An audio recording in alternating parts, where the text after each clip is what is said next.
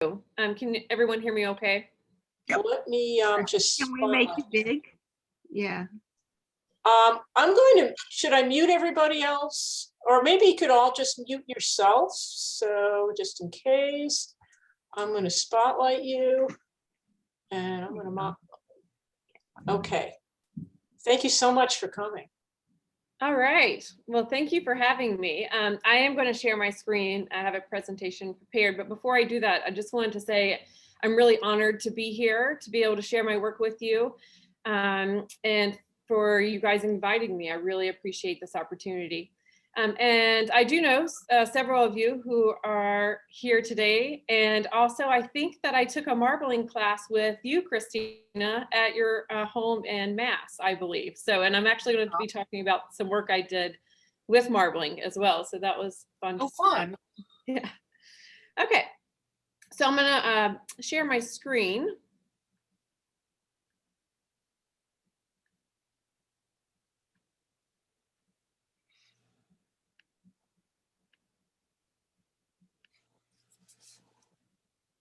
Okay, I think everyone can see that. Yes, if not, someone just speak up and let me know. So again, my name is Kimberly Anderson Ritchie. I am an artist and educator, and I'm just going to start with a quick background. I am originally from North Carolina, where I earned my Bachelor's of Fine Arts at Appalachian State University. And then after my undergraduate studies, I moved out to Colorado, and I ended up earning my Master's of Fine Art in Printmaking at Colorado State University in Fort Collins, Colorado. And then I was offered the position here at PSU, and that is what brought me to New England. I had never actually been to New England before I accepted the position at PSU. So I've been a little bit all over, and I've been here for going on 8 years now, and I live in the Plymouth area. And then before I begin talking about specific pieces of my work, I just wanted to give you a background of the mediums I work with, primarily printmaking, but I dabble in a little bit of everything, essentially the paper arts as well. I find myself always being drawn to wanting to work on paper, and I heard from the introductions, there's quite a few printmakers in this group as well. Painting and drawing, photography, and a lot of my work ends up being more installation-based work, and I'll show that today. I'm also really interested in working with natural materials, and that's something that I'm researching more the past 2 years, specifically working with finding natural pigments and making those into silkscreen inks. So that's something that I'm continuing to explore.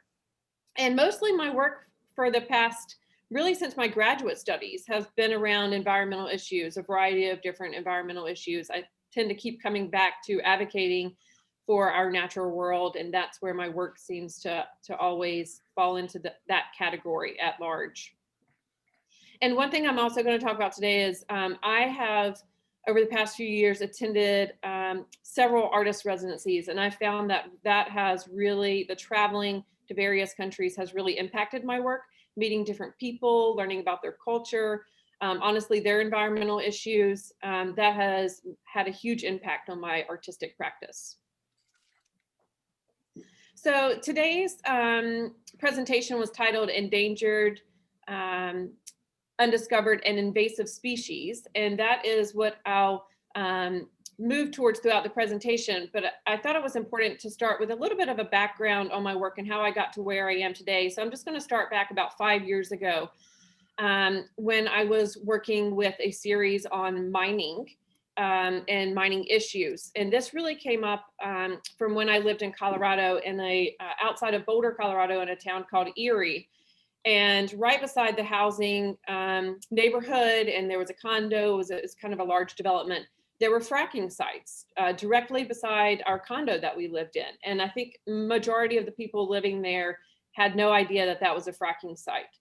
And I didn't know it was a fracking site until much later on. Honestly, after we moved, I realized that is what that was. And hydraulic fracking is where you drill into the earth and essentially press water and chemicals down into the earth in order to extract the gas. So these are installations that are based off of that. These are quite large, about 7 or 8 feet high, and they're mounted directly onto the wall. They're India ink and watercolor that's on Duralar, that's made to mimic kind of the fossil fuels underground that we're trying to extract. And these are really kind of diagrams of what hydraulic fracking looks like. And it's wire and pencil mounted onto wall. So another thing that I've been working with is maps. Have always been drawn to maps, and I've worked with them in various ways in my artwork. Literally working on maps, which I'll share in just a moment, and also mimicking maps. So this was a portfolio exchange, and if you don't know what a portfolio exchange is, for printmakers, it is an opportunity for us to produce an edition and to be able to share that edition with a group of participants that we then essentially have an exchange. So I would, let's say, create 30 prints, and I would send that off to the organizer, and I would get 30 prints back from different artists. It's a really amazing opportunity, and they're all over the world, these opportunities for printmaking exchanges. And I participated in quite a few of them. And this piece in particular was called Consequences.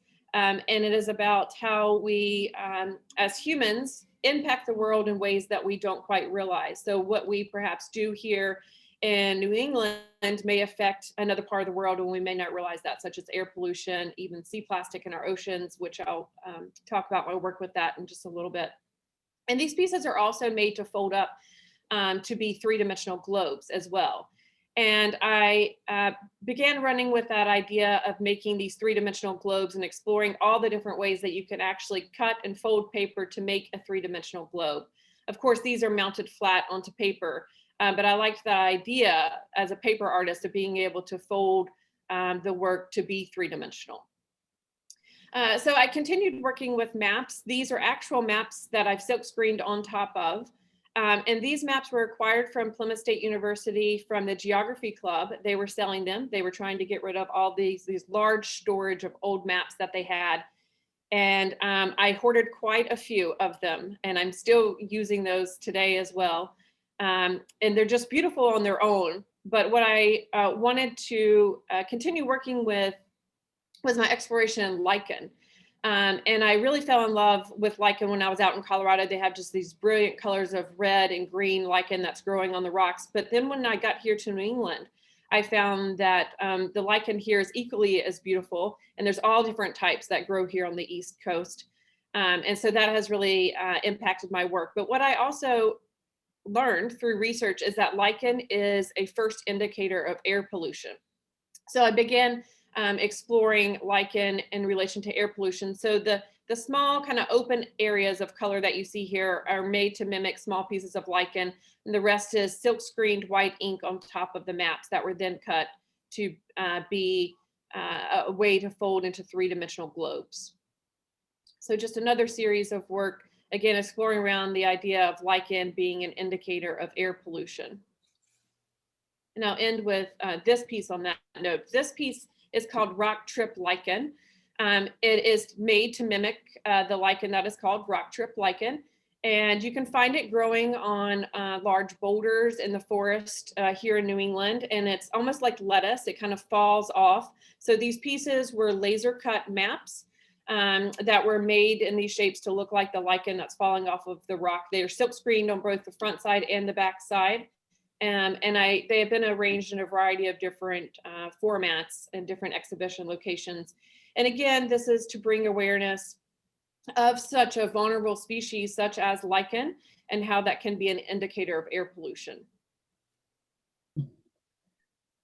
So at some point in time in the past few years, I've fallen in love with cyanotypes, and I have pretty much made blue art since then. And I'm not in a blue art period like Picasso, but I cannot seem to move away from the love of this beautiful blue that cyanotypes make. So if you don't know what a cyanotype is, it is an early photography process invented in the 1800s. And it's a direct process where you place objects or plant life onto the surface of a pre-coated sheet of paper. It's coated with a light sensitive chemical. And when it's exposed to the sun, so through UV, it exposes the tone of the paper, and whatever's sitting on top of it acts as a resist. So in this series, or this piece here, I was on Mohican Island, And those of you who know Kathy Smith, it was one of Kathy Smith's workshops. And I was, of course, love just being in the environment and collecting things. I have a large nature collection of just about everything that lines my studio spaces. And I was collecting the algae on the shores of Monhegan. And I was placing the algae directly on top of the cyanotype paper and allowing the sun to expose it for about 5 minutes or so, and then washing it away in the bathtub later on in order to get these direct prints. So it is a very direct process, and it's a very quick process as well. And I really wanted to push myself of where I could take these instead of having kind of these very direct cyanotypes. This is the very traditional way of working. It was actually Anna Atkins in the 1800s who would use plant species as a way to document new species that was being discovered by placing the species directly on the type of cyanotype paper. But I wanted to keep pushing what I could do with cyanotypes. And I had the opportunity in 2016 to actually travel to quite a few artist residencies, one of those being in Joshua Tree. It was on my bucket list of places to visit. The artist residency is called Joshua Tree Highlands Artist Residency, and it's right outside the national park. So I was able to travel into the national park daily. And when I was there, it was January. So we had still great sun in California in January compared to here in New England. And that gave me the opportunity to be able to work with my cyanotypes outside still and use the natural light to expose them. But I was really fascinated by, of course, the cacti that grow out west. Again, just a different landscape than here in New England. And really fell in love with that, but also started to research the drought that was happening in California. And I do have a quick video here that I want to show for you before I begin to talk about the work that I made there. But I want to show you a quick video of me exploring how I was making cyanotypes out there.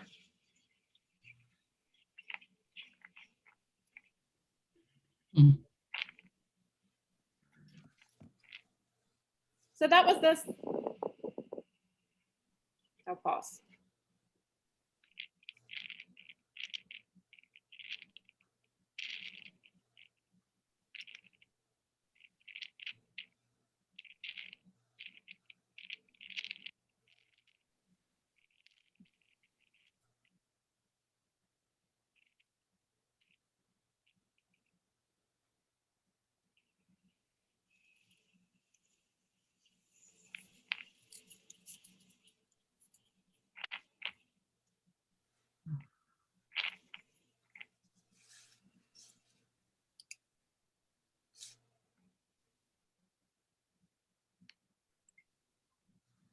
Okay, so this is one result of the work that I created at that residency. This was, as you saw in the video, where I was taking this pre-treated cyanotype paper and placing it in that bush, and it was just moving around on its own from the wind. And after 20 minutes of exposure, I would wash it out, and these are the results. It was these really beautiful gradations where sometimes, because of the movement of the bush itself, I was getting it covered sometimes and it would be lighter, or it would be a light blue all the way through a dark blue. And I really liked how I was able to get this variation with the cyanotype process. And one thing that I was exploring while I was there, again, being immersed in a new location, I'm always trying to understand that environment.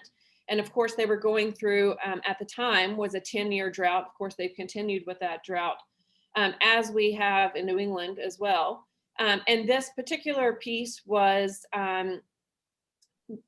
installed in a way that represented the data for the last 10 years in California on the drought. And the graph was actually to the right-hand side here. And so it was displayed in a way that mimicked that graph. And these were cyanotype prints that were cut down and mounted onto panels. This is another piece created from that same series. It's called The Illusion of Water.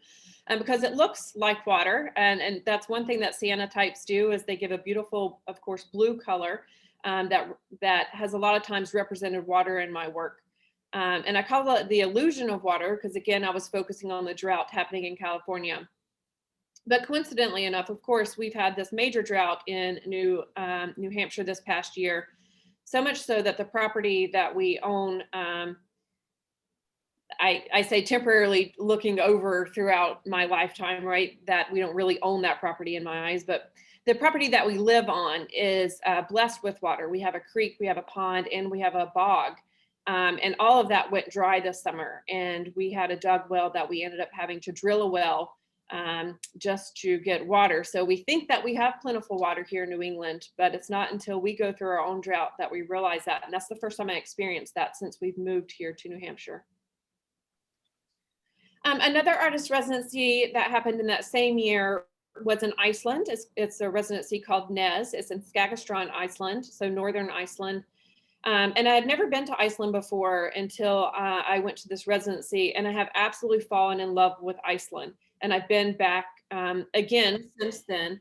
And what I love about being in Iceland is just, I think, the rawness of the environment.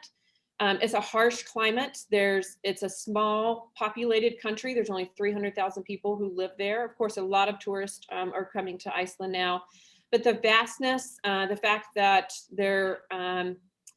everything they do there is pretty much efficient. They run their homes on geothermal because they have the means to, because of the geothermal activity that's happening, of course, on under the ground in Iceland. And also their houses are built very practical. Again, to just survive the harsh kind of winters that they have.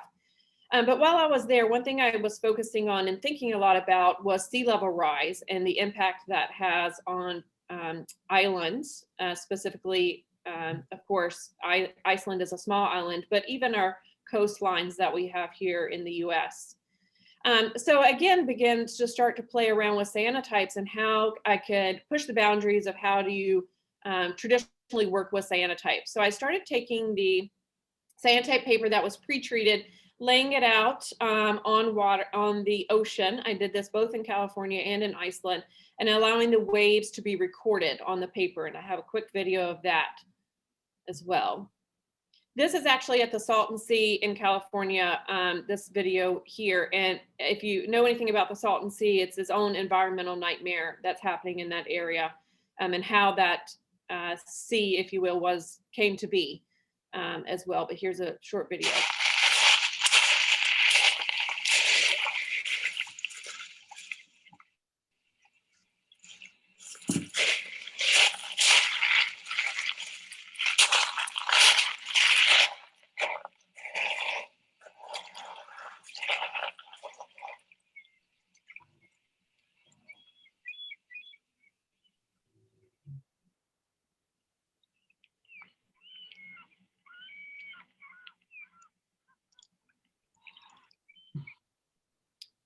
So just becoming concerned,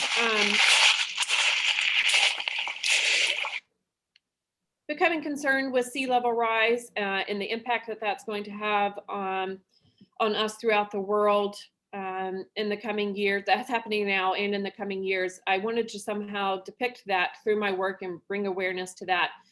So this was a way to kind of record the water, the shoreline prints, as I called them. And this is an example, another example of some of those prints. And this, again, is a recording of the water washing away the cyanotypes. These are mounted on panel. I'm going to turn my lights on here real quick. There we go. So also in Iceland, I had never actually seen an iceberg before. I had seen a glacier out west, but never an iceberg. And I was so awestruck of seeing a real iceberg. And one of the places that I visited was a place called Jökulsárlón. It's a very popular kind of tourist spot within Iceland and a destination to go to because of this glacier river lagoon that's formed. And that's literally what Jökulsárlón translates to, is glacier river lagoon. And this lagoon has formed at the mouth of this glacier. Since the 1960s, it's formed this large lagoon. So before the 1960s, there was the glacier mouth that essentially was a river that ran out to the ocean. And again, since the 1960s, this lagoon has just dramatically grown because of the rapid speed of the melting glaciers. And with at the mouth of the glacier, the icebergs, or the glaciers calving off, what's called calving into the water and forming these icebergs. And the icebergs float around in this lagoon. They eventually make their way down this short river that takes them out to the ocean. Also, when they float out to the ocean, they land, some of them will of course get smaller and melt and go out to sea. Some of them break off and pieces will wash up onto the shore at a place that's now called Diamond Beach. It's a beautiful black sand beach with these really beautiful ice components from the iceberg that are just littered across the black sand beach. Perhaps you've seen a picture of that before. That's in that same location, but I was really inspired by seeing these icebergs. And I wanted to represent that in my work some way as well. And I did several pieces around that. These are, so these are actual marbling pieces, those of you who know what marbling is. And again, I wanted to figure out a way to be able to push the boundaries of marbling. So I call these water monotype prints, more of a kind of printmaking technical term for marbling, if you will.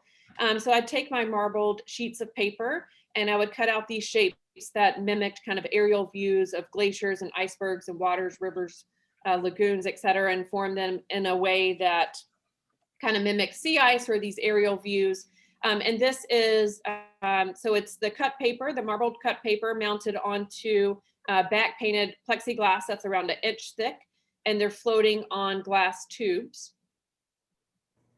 And I really, for a while and still am intrigued by marbling. And I really explored marbling quite a bit. At the same time, I think that this next summer, I think is when I ended up down at Christine's studio, learning more about marbling. And this is actually with white ink that's on top of cyanotype paper. So I would actually just take the cyanotype paper, coat it and expose it to the sunlight with nothing on top, just because I wanted that beautiful blue. And then I just worked with white ink and acrylics to make the marbled look that you see here. And I really wanted in this study kind of the macro and micro view of what could be viewed as working with glaciers, icebergs, etc. So still around that same idea. I was also part of several printmaking portfolio exchanges that were happening at the same time. And both of those exchanges, I was exploring working with the cyanotypes with marbling on top of the cyanotypes. Again, trying to mimic the ice structures, the icebergs, the glacier lagoon, all that I was experiencing in Iceland. And these small landscapes that you see on both the right and left side here, what I was doing at that point, these are small. The actual squares that you see there are only around 2 inches. I was taking the exposed cyanotype paper, again, marbling them, and then going back with a viewfinder that was around 2 inches square and just trying to find these mini landscapes that turned into this varied edition. And then this last piece here was, again, just after getting back from Iceland, trying to reflect on what I experienced there and the icebergs floating out to sea. So this is at the Museum of the White Mountains, an installation, again, that same cyanotyped marbled paper that were cut into these iceberg shapes that were set up on a horizon. And it really comes down to, my thoughts are, when are the icebergs going to go extinct, right? At some point, we're not going to have glaciers anymore. When are the glaciers going to go extinct? We're not going to have icebergs anymore. What point will that be if we continue down the path that we're on with our environmental track, that we'll lose glaciers altogether? A lot of this work accumulated in an exhibit called Forecasting Climate Change and Water Impact. That was also, several other artists participated in this exhibit. This was at the Museum of the White Mountains. That leads me to the current title of the work, which is Endangered, Invasive, and Undiscovered Species. But I think all of the work that I've done up until this point really could fit into some of those categories. And this exhibition and body of work has come about in the last few years due to a lot of collaboration. And here's a view of what this exhibit looked like. This was at the Museum of the White Mountains just this past winter. And it stemmed from my sabbatical from PSU in the spring of 2019, where I was able to travel actually back to Iceland and also to Greece. And I'll talk about that in a moment. So some exhibit shots here at the Museum of the White Mountains.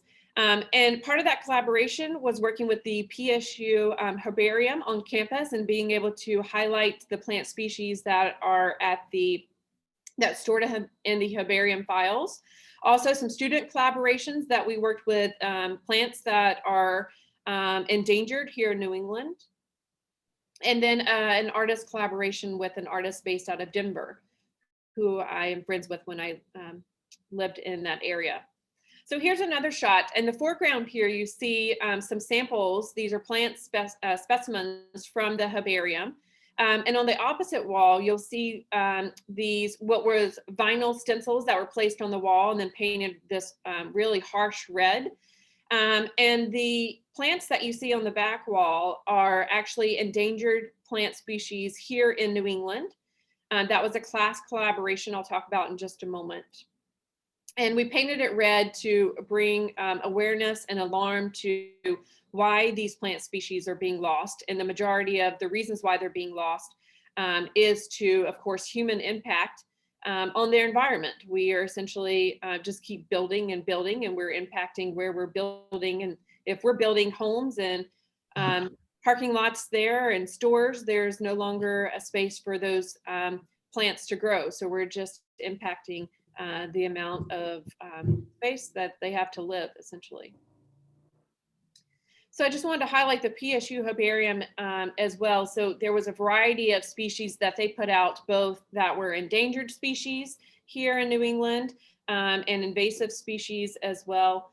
And they're just really beautiful to look at and very inspiring. And to see the artwork that was developed in conjunction with the actual specimens was a really great kind of art and science collaboration. So some of this work stemmed from some projects that I did with my class, two of my classes. The class was called Art in the Natural Environment, and the class was all about how can art bring awareness to our environmental impacts and what we're essentially doing to the environment. So we explored this in a variety of different ways, but what resulted from two of those classes were two exhibitions. The one at the top here, these are both on the PSU campus. The one at the top was in the Civil Center for the Arts, and it was about endangered animal species throughout the world. And it was this really large exhibition that took up the majority of the Silver Center walls. And there was a variety of classes that participated in this throughout PSU from different disciplines. But the art students really did an amazing job. They cut all these vinyls by hand. They researched animals throughout the world that were endangered. They created an information wall about why they were endangered, what they were, why they're endangered, what we can do to prevent the endangerment of those animal species. And it was so successful that we did it the following year in the Lamson Library, but this time focusing on endangered plant species in New England. And you can see that display at the bottom here.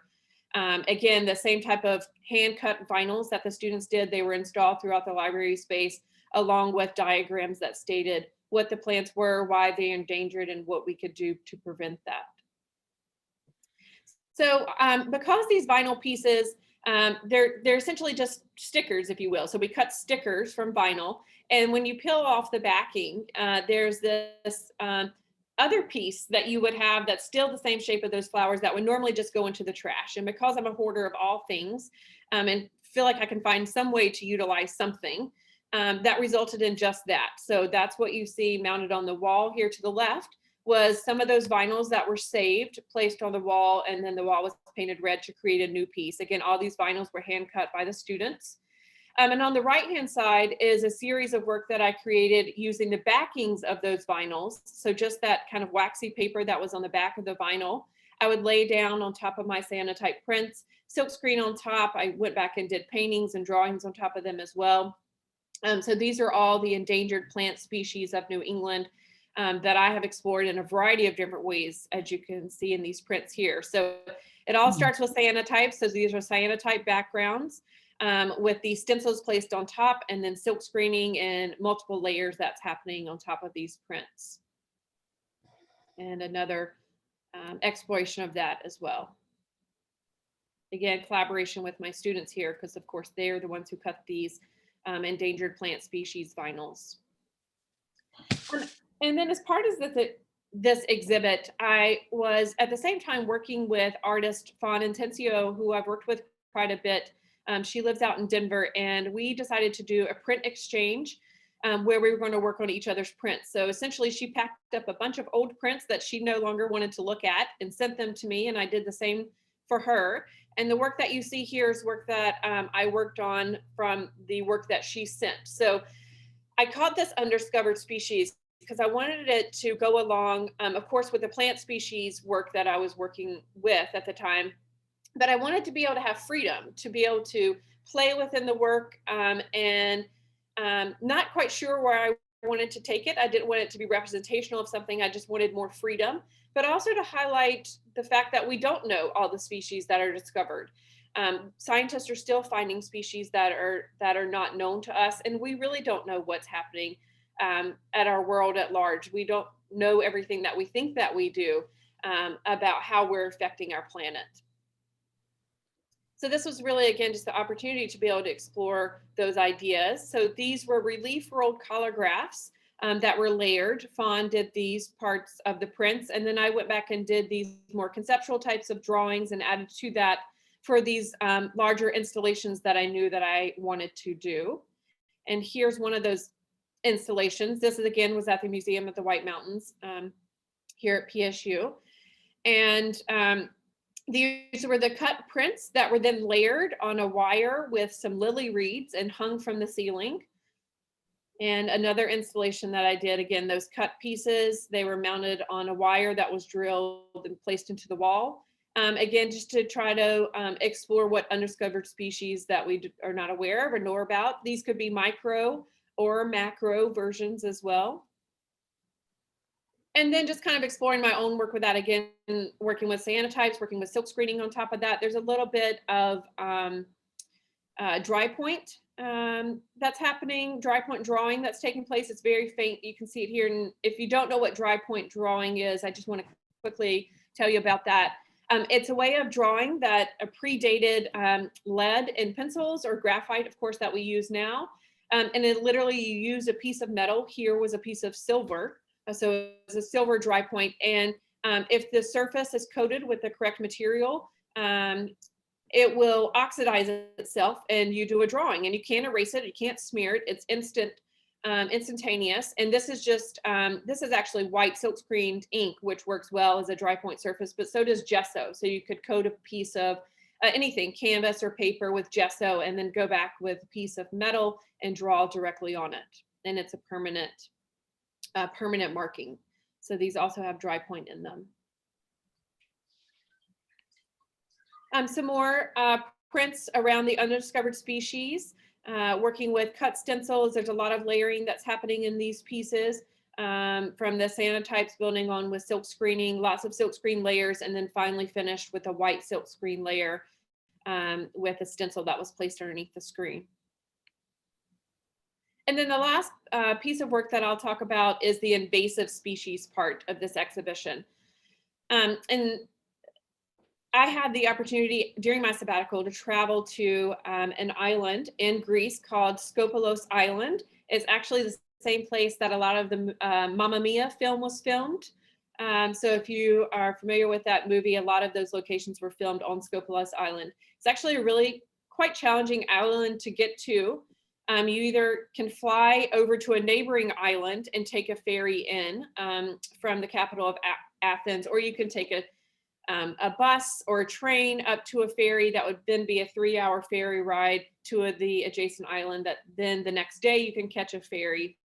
So it's a challenging island to get to. And I thought, what an amazing location to go to, this kind of more remote island during my sabbatical. And at the time, my child was 6 months old, and there's not a lot of artist residencies that accept families, and this place did. So both my husband and my child went with me. We were there for almost 2 weeks. And the artist residency is called Scope Art. I highly recommend it. It's a great, amazing place. The woman who runs it, Jill, is actually from the United States. So I recommend looking into that. But while I was there, I had the opportunity every day to walk down to their rocky beach. And I was just shocked by the amount of sea plastic that just littered this small beach. And of course, this happens around the world. We can see that here on our beaches in Maine and New Hampshire, but there was just an abundant amount of sea plastic that literally littered, mixed in with the rocks on Scopolost Island. And so I just began every day to collect these sea fragments. And that's what you see here in the middle, these small pieces of sea plastic that I was collecting. And I didn't know what I was going to do with this residency. And I knew by traveling to this place, it would guide me in some way. And so I collected these pieces. I would bring them back to the studio and I would start exposing them yet again on cyanotypes. Again, I have been obsessed with them for quite some time. And that resulted in the prints I'll show you again in just a moment. But I also wanted to show you on the left-hand side here, another way of working with the cyanotypes I did was just place them onto a wall and let the shadow act as the resist. And just the studio view from that location as well was simply amazing. And this is where it resulted. So it is a statement on us humans being the invasive species to our world, that we think that we control our environment and the impact, of course, that we're having on that, especially the use of plastics over the last 60 years. And I don't know why we can't move to a more biodegradable plastic use. I'm not a scientist, but something I want to look into more. I just don't understand why we're not able to do that, and why we're still in the same cycle of using plastic the way that we are. And so this was, once I kind of figured out the direction I was going with this work, these pieces were all cyanotypes that had the sea plastic exposed on them. And then I went back into them and tinted them with watercolor and gouache, and then mounted the work onto these panels. And the panels are made to look like a kind of micro view of what we're looking at, kind of analyzing, looking at through a microscope and analyzing the sea plastic. And here's some examples of that sea plastic that I collected and brought back with me. And this again was at the Museum of the White Mountains as part of that Endangered, Invasive, and Undiscovered Species exhibit. And so that's my work. That's my Instagram account and my website. I'd love for you to check out more of it. And I really, again, appreciate the opportunity to be able to be here today and to share my work with you. Thank you all for listening. I'm happy to answer any questions as well, if there's any. Any questions? Well, isn't the absence of the lichen, when the lichen goes away when the air gets polluted, am I not right? Correct. Yeah, because you can make a tea from that lichen that's on rocks. And then there's bullseye lichen that's called 35-mile-an-hour lichen because it goes away, it dies if you have more cars doing more than 35 miles an hour past them. I Yeah, love your, go ahead. I love your way of changing the plastic into the cyanotype that represented, because the plastic itself to me, it revolts me a little bit, but yet it's an important thing to document. And you wouldn't imagine, I was in Ghana, again at a residency, and the whole beaches were covered with plastic. And I thought, boy, it would be interesting to somehow note this, yet, you know, it's just, I don't like plastic. I was born before plastic started up. And it's amazing how much damage is created in that short time. Worry for the future. So there's something from Liz D'Amico. Good to see you and your work again, Kimberly. As you already know, the environmental themes are near and dear to my heart. I'm so amazed at all the exciting residencies you have experienced, and certainly hope others are listening and acting on your inspiration. Especially love seeing the student collaborations. Thank you so much. I wanted to say hi too. I love, you know, seeing what happens to the notion of paper marbling in other artists' hands. I think it's, you know, that I'm a feminist and body related person. So I see, you know, naughty bits and lady parts and cellular biology and all these other things. So I just really enjoy how you've conceptualized your marbling in such a different way than I have, and keep it up. And I also have a large body of cyanotypes that are very different from yours as well. I don't know if you've seen any of my cyanotypes. body blueprints. It's women's bodies posed in male decathlon type poses. We weren't allowed to do that, and they're very statuesque with, you know, headless and armless and such. Sort of a play on the body blueprint idea. But yeah, I love how you're merging these things together, and yeah, it's great to see. Thank you. Thank you. I think a lot of us are going to be looking to purchase cyanotype materials after seeing your Buy stock, buy stock. Yeah, can you recommend where to purchase the paper? Yes, I will put it in the link. You can purchase the paper. They're usually called sun kits. I actually don't really recommend that though. It's great as a test and it's great for kids, but it doesn't hold up very well. What I recommend is actually the Speedballs version of the cyanotype. It's a cyanotype kit and it comes as 2 parts and you mix it with water. And then you pour the equal amounts and then you use that to coat the paper and then just let the paper dry in a dark space like your basement or a dark bathroom. And then you're ready to expose the prints. And it's really, really direct. The directions are on the kit. It's super easy. And that's the one that I use both for my own work and for here at PSU with the students as well. Of course, if you get really into it, you can buy the chemicals separate, but I just stick with the Speedball kit. I'll put that in the chat. There's plenty of YouTube videos out there as well. And there are quite a few local, occasionally you'll run into local workshops throughout this area that have them. You could create your UV. If you go bananas on this, you're going to want to have your own UV ray tube box where you buy the grow tubes, like grow lights, and you can do them when the sun's not out, you know, but there's plenty of information online. You can really research it. It's easy. Yeah, and there is something though that I love about forcing myself to get outdoors and to seek the sun and use that as a way to make the work. And I think that's just a part of my process that I think probably other artists in New Hampshire would like that as well. As a photographer, I had this gigantic light box that I could do my negatives and slides on. And when that went away, I was like, what am I going to do? I just put new tubes in and flip it on itself. And boom, instant UV ray box. Yeah. So that was how I got started in them because I had an instant, you know, workaround. But yeah, it's so much fun. You have to think of it as a silhouette, creating like silhouettes of what you're putting on there. There's so many interesting creative ways. I love the way you're using shadows. I love the way you're using motion. And I actually really thought that the wave with the removal of the materials being another way. So you've really come up with some interesting ways of approaching cyanotype that are a little bit different. So I thoroughly enjoyed it. Thank you. I think you can also order the chemicals from Photographer's Formulary out in Minnesota, is it, or something?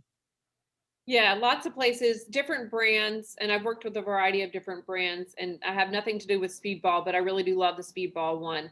And you can get it on Amazon as well, not to promote Amazon. Yeah. Is there any particular paper that you prefer? Yeah, it works on any heavyweight paper. So watercolor paper is what I use, or I actually use a lot of Stonehenge paper, which is a great multimedia paper for drawing, painting, printing. That's usually my go-to. It's called Stonehenge. Stonehenge. Mm. It's a smooth surface, has great weight. And it's also a little bit less expensive than BFK Reeves. It's cheaper. Yeah. And that's the gold right there. But Exactly. my gold, yeah. Kimberly, I love the way you incorporated other traditional printmaking methods too, you know, the silk screen and even engraving, for heaven's sakes. Wow, that's just great. A dry point, I think you mentioned. I love it. Well, thank you all. I appreciate your feedback. Very impressive presentation. Thank you. Thank you, Excellent. Kimberly. It was so great to hear the evolution of your ideas over time. I think that the ideas behind your work are so strong, and it's great to, I love the images and the process, but I love to hear you talk about how, you know, what you're thinking about and how you've evolved your work. Nice job. Thanks for saying that, Cynthia. Oops, whoops, did I go away? I was just going to say, I feel the same way. I've seen many of Kimberly's works at the museum, but just to hear the details and see the whole process coming together is very exciting, especially with the environmental theme. Kimberly, have you ever heard of a woman by the name of Kim Bernard? Yeah, yes, and I need to Okay. meet her. Yeah, you do. You really do. Yes, She'll love you. yes. I do. I should reach out. She has come to PSU several times, and I have yet to met her. So I'm ashamed of myself for not, but I need to reach out. Yes. Oh, darn, I would have introduced you. She was just the juror for our jury show this year. At some point, our paths will cross. Cynthia, do you know if Kimberly is still working completely? I think it was this year with just plastics. Everything is recycled plastics. That is her focus. Yeah. All of her work. It's amazing. Yeah. I'd love to see that. That's interesting. Well, Google her. Yeah, she's kimbernard.com. Yeah, she created some type of plastic machine. I was actually on her website not long ago, and it seems so fascinating. Yep. It kind of takes away, someone mentioned it earlier, I don't know who it was, but you know, actually incorporating plastic into your work is, I kind of am repelled about that as well. But the way Kimberly is incorporated and the way that Kim is doing it, it's putting a different twist on it and making it not be plastic anymore. It's making it something that's making a stronger statement. Christine DeTromps did quite a few installations with plastic water bottles and stuff. That's right. She did the 10,000 steps exhibit in Silver Center, and Kimberly and I were inspired by her work. Very much. I have a so. question. Your presentation panels are very sophisticated. Where do you source those out? Oh, thank you. That was just a PowerPoint presentation. Oh, I know that. The presentation panels, like the big white panels you're sometimes using to display your artwork. in some of your I'm exhibits. sorry. I thought you meant the digital presentation. What No, format? but that was nicely done. Thank you. Those I get on Dick Blick as well. And they're just Masonite panels. Some I have made myself just from MDF board, or you can buy Masonite at Home Depot or Lowe's or sites like that. So Masonite board, which of course we know from drawing boards, and you can cut that down easily with a jigsaw to any shape. Some of the thicker ones though are MDF board, which are again relatively inexpensive to purchase, and I gesso them so it's more archival, and then mount the prints on there with spray adhesive and then trim them. Good. Well, thank you all for allowing me to share my work with you. Thank you. Thank you for coming. Just a quick question. Once you mount them, how do you put a sealer on them at all? And are they fugitive? So if they're exposed again to light, would that have an impact? Yeah, I'm sure over time, cyanotypes actually, if they're in the dark, they'll begin to fade. So they actually want UV light to stay the brilliant blue that they are. Some of them I do spray within a coat, like a spray coat, for longevity reasons. And it's something that I continually battle with myself as a printmaker, that traditionally everything's underneath glass and protected and it has UV, glaze on it. And I'm also from the lineage of a framer as well. I have quite a bit of experience in framing and managing a framing store. So that's constantly in my mind. And I think we might all go down this train of thought. And sometimes I say why I'm even making work and using resources if I'm so worried about the environment. I have that struggle with myself, that dialogue. And in the end, it comes to that I am a maker and I do want to get I'm trying to put a message out there about the work and hopefully bring awareness to someone who's not already aware. But I could go completely eco like Cynthia. I just haven't made it there yet. Okay, thank you. I think it's fabulous how you're working with the students and making them aware of the endangered species and what's going on in the environment. I think, like somebody else said, the backstory is interesting, if maybe even more interesting than the work itself, you know? Absolutely. Yeah, that's great. Do we have any more questions? Or comments? Boy, that was fabulous. Thank you, Cynthia, for recommending Kimberly. That was really brilliant. And I thought it would be a good for the spring. Now we can get outside and we can start doing things with plants and looking to see what's invasive.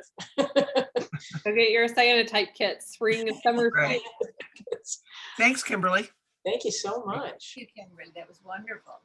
Yep, thank you so much. I thought you did a brilliant job and it was so informative and inspirational. Thank you, Annette. It means a lot. Thank you. Thank you very much. Okay. Next on our list is the slideshow. But maybe we want to take a little break. I gotta leave real soon because it's 5:15. Yeah, I know. We went a little late. Well, maybe we should just go right into the slideshow. Yeah. Does that sound good? It's only going to be 15 minutes, so. Yeah, let's go right on into the slideshow. Okay. So does everybody understand how this works? This is a Pechacucha style, lightning fast slideshow. And Totally unfamiliar with it. quite a few of you entered. I think might be either like 10 entries, something like that. It's going to be 10 seconds per slide. So those of you who entered, when your name comes up, unmute yourself.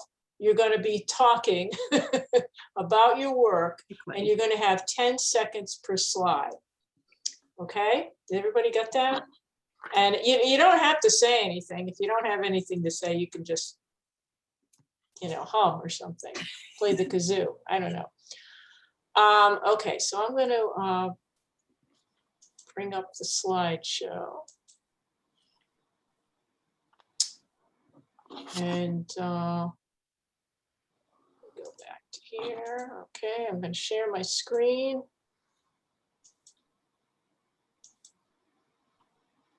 And let's see, present. Oh, lucky Paulette, you're up first. Oh, Yeah. yay. Okay. Good, get it done. Yeah, it's nice to just be the first one. Can I start talking? Okay, wait a minute, I'm gonna play. Okay, Ready, set.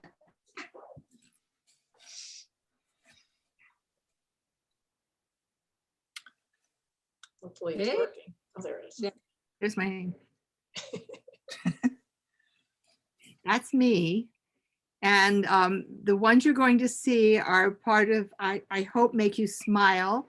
You know, there's quite a thing about flamingos these days. You see them everywhere. And I have to tell you, I started these before I saw any of them. And it's my take on flamingos. And these are actually New Hampshire flamingos. They're, you'll know that when you see the other pictures that they have on their boots and stuff. But these are just some fun portraits. How big are these? Oh, these are small. These are, this is a large one. He's, of course, you know who he plays for. You can see the big B. All of my friends who are baseball fans.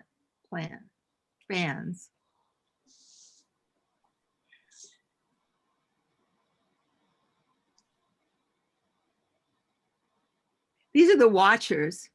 I don't know what they're watching for. Maybe more flamingos. They're watching the ball game. They might be. Oh, these are the real New Hampshire ones. You can see our mountains in the background, and they're there with their big shoes on and their earmuffs, trying to stay warm. I am Adele. And I have no idea what's coming. I can't remember. I couldn't either. So we'll see. Maybe. Ah, some new work. I'm the mixed media artist and the calligrapher. I'm also a photographer, and I do lots of layering with the photographs, as you can see. They're on layers of acetate separated with acrylic, and then I tape them all together with binder's tape. This is in caustic with real leaves. I have pressed the leaves and dried them, and then they get glued down, and then the encaustic goes over the top. And it seems like they're holding together well. I'm still a little nervous to release them to the public because I worry that somehow the leaves may pop off. This is encaustic as well, with a series of photographs I put together. The background is mounted watercolor paper, and I like to do this little edge to it, kind of gives it a frame for it. And of course, my sayings often come afterwards. Whew.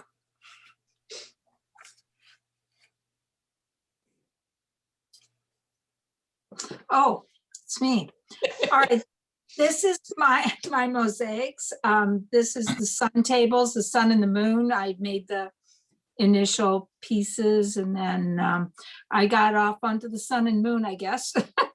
And this is a table that's about 1 meter by 1 meter. That's was from a friend of mine. This one is mine. It's called Our Precious Planet. It's made mostly about of turquoise in the middle. This didn't come out very well. I guess I sent the wrong one. This is called the kimono. It's about 4 feet, 5 feet high. This is a table runner type thing that's around 4 feet by 2 feet or something like that. And it sits down my main table. Oh, and this is the piece that I put into the retablo.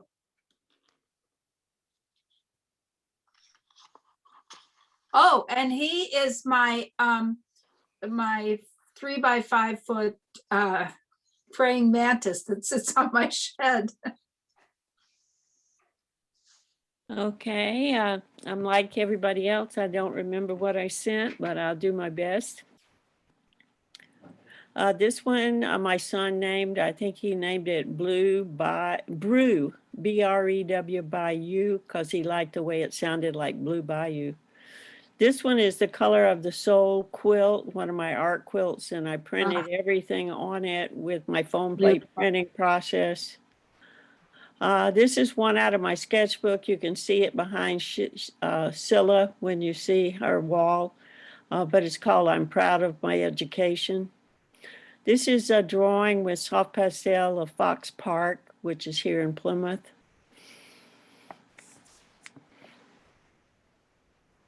Another drawing of Fox Park, only more abstract and just enjoying the linear dynamics of the same space. This is a cloth piece I did of a friend, Steve Sweedler, the gardener for Plymouth State. I did this, and he has it.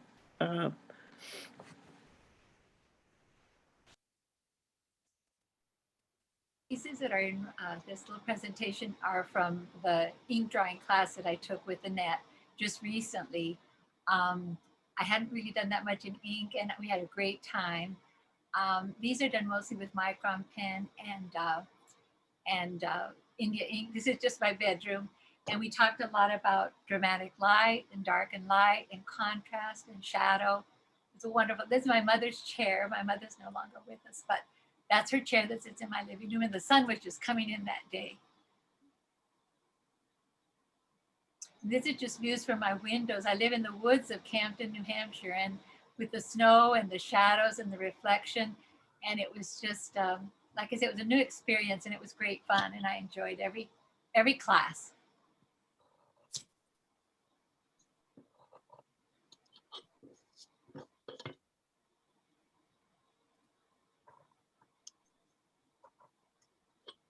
And the last one, my husband and I took picnics during the pandemic, and we were at Newfound Lake.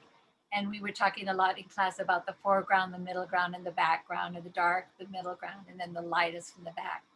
And it was fun. Great. Hi. Some of you who are in Plymouth know that during the pandemic, I've been really blocked and I haven't really been able to paint.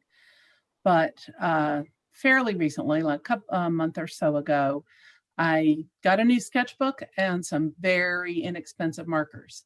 So my new watchword is low stakes. And I just started drawing really whatever I wanted and not worrying about, what do these materials cost and am I wrecking this? And is this art? It's just a very low stakes sketching, and it got me loosened up, and now I'm starting to be able to work again. So, like, are the lines straight? Don't care. So anytime that I would start to think, oh, I have to do this or I have to do that, this is my way of saying, nope, I don't have to do anything. It can be abstract, it can have pictures in it, it can be whatever. So I had a lot of fun with it and use a lot of colors, and those cheap markers are working out real well.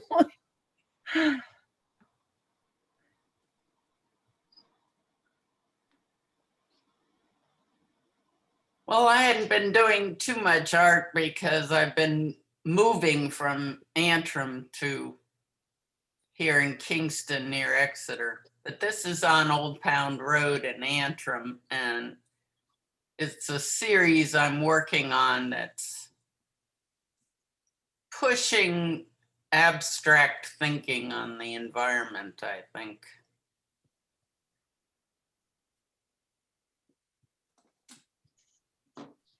So some of these are from Monadnock region, and then later on I'm taking some at the Kingston State Forest.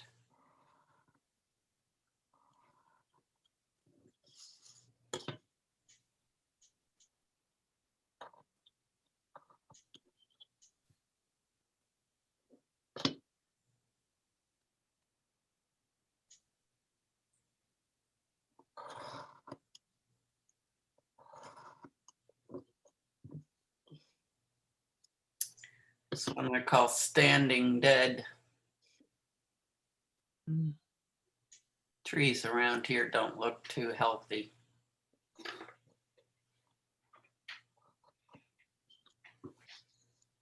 These, I think, are all three-dimensional pieces. I just had to see some red outside. I live in the woods. I had to see some red. So I cleaned up all the scraps from renovating my studio and put them onto 4x4s. It made a huge difference in looking outside during the winter. These are all just found things and things that have been hanging around. Some of these are even the pop tops from, there's a little plastic. This has an abacus in it. I'm just loving adding, I'm trying to do one for the shoe show. This sphere of chicken wire has 5 generations of things from my family. Everyone contributed something. I have things from parents and grandparents, and these are things from my mother and pieces of my prints from all over the years. That was in the show just before the pandemic. That's a detail of that tray. Former printmaker with lots of prints, things to do with them. Rebecca Hastings here. I'm going to read you some titles, and these are sort of things that I've done over the last few years. This is The Altered Realm of Art. I had the Realm of Art as a BFA class, couldn't understand any of it. This is Nebulous Connections, handmade paper, lots of fiber, and mixed media on the inside. It's actually a map with some watercolor and made up lands inside. Margaret's Little Secret, an old antique photograph sort of put me in the mind of this young woman. Sizing things up, handmade paper, inspired by fashion and eating disorders. That's a second phase of that, handmade paper as well. I did bustiers. And Reno's legacy, just fun using up some handmade paper scraps and sorting through junk shops.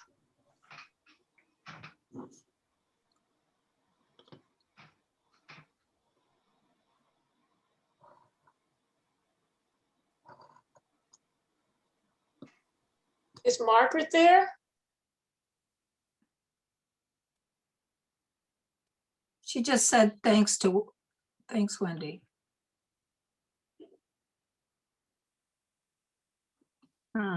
It's Martian, not Margaret.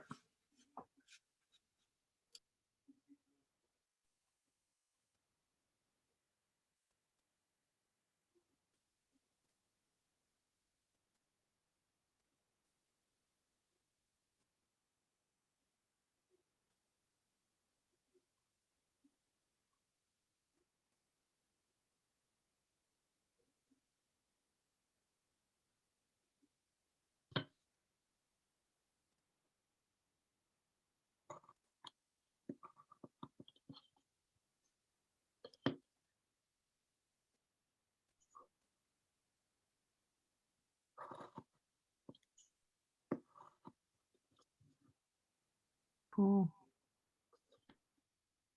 Oh, that's me. Let's see. So the first piece is my retablos piece for the show at Twigs, and it's called "If Hands Had a God," and it's pieces I took from a keyboard that was broken, and so they're all you know, the keys, and it says "God is QWERTY." This is, I had to make a movie. Don't worry, it's only 60 seconds long, because there's really no way to show this. This is a little book I made. It's called a cut paper book. And I took a class online. It's about Virginia Hall, who was a spy for the OSE in World War II. She lost her leg in a hunting accident. And then she became an SOE agent in occupied France. And she was something. She founded all these spy networks of French citizens. She orchestrated Allied escapes. She organized the French resistance and helped them with guns and ammos and clothing and boots and everything. She helped teams destroy roads and railroads. And then she had to cross the Pyrenees in the winter to escape the Nazis, all with a wooden leg. Anyway, she was considered the most dangerous spy by the Germans. So that's the end of the slideshow. Okay, yay. Thank you. Thank you. That was really wonderful to see those. That's totally new to me. I love the idea, though. I'll see if I can send you some pictures for next time. Yeah. It was a little quick, but I know we've gone a little long, so 10 seconds. I thought 10 seconds was okay. I don't know. Yeah, I think that's fine. I think that was a great way to do it compared to trying the other ways we used to do it. I'd love to see more. I love seeing everybody's work. This has been a wonderful meeting. Just been a wonderful meeting. Really great meeting. I was going to say, I'd love to do that at every meeting with like 10 different artists, so you'd get to know each other, because you really see who people are. Great Like, idea. Or know who to ask the right questions to. You did that. How did you do it? You know, I wasn't sure what a pechacucha was. I'd heard of them before, but now that I've seen it, I'm like, oh, I would do that. Like, you know, so it's like, oh, let's do it again. Yeah. Well, we should do it at every meeting. I know it's hard. We used to do it with a volunteer, and everyone would email their slides, their JPEGs to a volunteer, and it was like overwhelming. Now we're doing it online, and it's just like a self. Oh, this was so easy. I was so grateful that you had set it up that way. Could not have been easier. It was wonderful. Yeah. So we'll do that again in the future, because now that, you know, we've done it We once. And now anybody who's done it knows how to make a slideshow. So it's a learning experience. I guess that's it. I'm going to. Donna? Yes. I promised I'd bring these. If anyone is in need for a base for the Kickstart show, I happen to have some patent stilettos and also flats. There anyone who would like. Oh, Liz, you sure you can part with those? Don't you wear those every day? I wear them every day.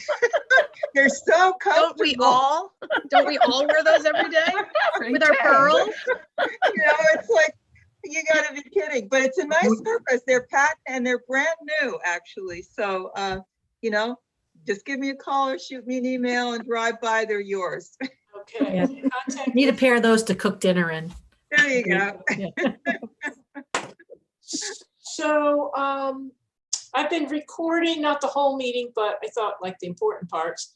And if it's okay with Kimberly, I will share this with anyone who did not attend the meeting and wants to see it. So I'll ask her if it's okay. And I'm going to save the chat and I will figure out how to do that. Because I know there's lots of great information in there. Maybe You go to the three dots where you see in the little message, it says file, and then there's three dots next to it. If you were going to make a message. Oh, yeah, file. Okay. Well, hit the one with the three dots and you can save the chat. Okay, save chat. Okay. And because I know there's a lot of information in there. Emails and websites and links and stuff, especially at the beginning. So where did it save it to? It didn't ask me where to save it. I guess it just saved it probably to. Goes to your downloads or something like that. It'll go, Donna, it'll probably go to the cloud and you'll get an email notification in a couple hours, usually. Okay. Thank you. So I'm really so glad that this worked out. And you all had a good time. And I want to definitely thank Kimberly for the fabulous talk. It was really inspiring. And does anyone have, is there anything I missed saying? You covered it. I think so. Just everyone please volunteer. And let's get some really great projects going because that'll be fun. Be part of the action. The easiest way to contact me is to just email info@wcanh.org and it will eventually come to me and Deb Claffey.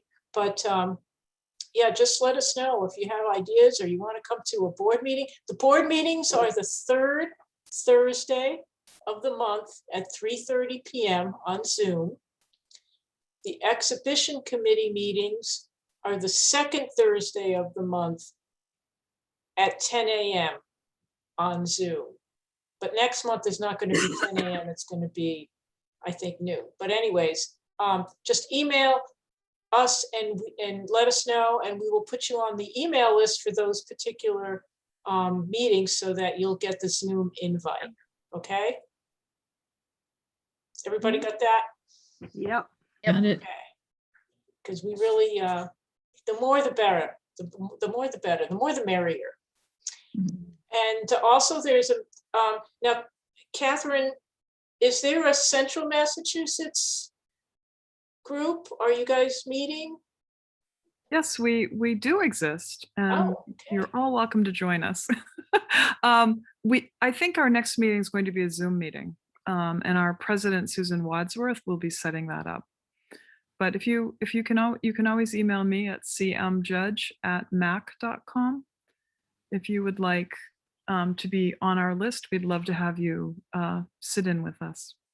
So if you're down near, if you're in Massachusetts or you're close to Massachusetts and you want to see what's going on in Central Mass, I'll put that in the chat.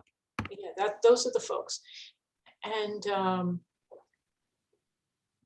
awesome. So I guess that's it, unless you guys want to talk about anything else. No. Thank you so much, Donna. It was just really wonderful.